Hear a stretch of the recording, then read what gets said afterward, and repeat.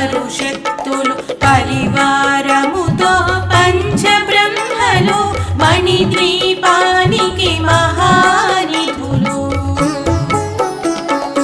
అష్టసిద్ధులు నవనవనిధులు